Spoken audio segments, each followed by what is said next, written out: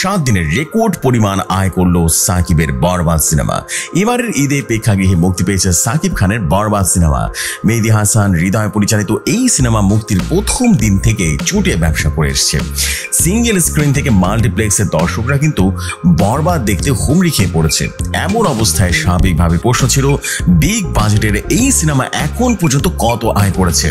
দর্শকদের সেই প্রশ্নের উত্তর দিয়েছে বরবাদের প্রযোজনা প্রতিষ্ঠান দ্য রিয়েল এনার্জি প্রোডাকশন। মঙ্গলবার সন্ধ্যায় এক ফেসবুক স্টেটাসে রিয়েল এনার্জি প্রোডাকশন জানিয়েছে, মুক্তির প্রথম 7 দিনে বরবাদের এর গ্রস কালেকশন 27 কোটি 43 লাখ টাকা। তবে মালিক পক্ষ থেকে কত এবং সিঙ্গেল স্ক্রিন থেকে কত আয় হয়েছে সেটা কিন্তু জানা যায়নি।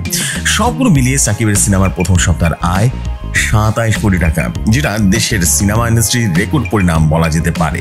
এবং একই সাথে 2023 সালের ঈদুল আজহার সাকিবের প্রিয়তমা এক মাসে 27 কোটি টাকার টিকিট বিক্রি খবর প্রকাশ করেছিল।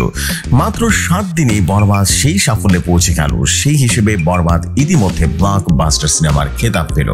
প্রযোজনা প্রতিষ্ঠান সূত্রে জানা যায়, চলতি মাসে বরবাদ যুক্তরাষ্ট্র, কানাডা, মধ্যপ্রাচ্য, অস্ট্রেলিয়া, ইউরোপের মুক্তি পাবে।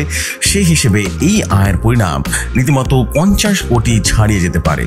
এদিকে সিঙ্গেল স্ক্রিনের অধিকাংশ হল 2 সপ্তাহের জন্য বরবাদ বুকিং দিয়েছিল। জানা যায়, বরবাদের দর্শক অধিকাংশ হল নতুন রেন্টাল দিয়ে সপ্তাহ বাড়িয়ে নিয়েছে। মেহেদী হাসান হৃদয় পরিচালিত বরবাদ ছবিতে সাকিব খানের নায়িকা ইথিকা পাল, আরও আছে মিশা সওদাগর, ফজলুর রহমান বাবু, শহীদুজ্জামান সেলিম, যিশু সেনগুপ্ত, শ্যাম ভট্টাচার্য মোহাম্মদ। এছাড়া আইটেম গার্লে রীতিমতো পারফরমেন্স করেছেন ওপার বাংলার অভিনেত্রী নুসরাত জাহান। এমনই সব ভাইরাল নিউজ পেতে রেডিও শর্ট নিউজের সাথেই থাকুন।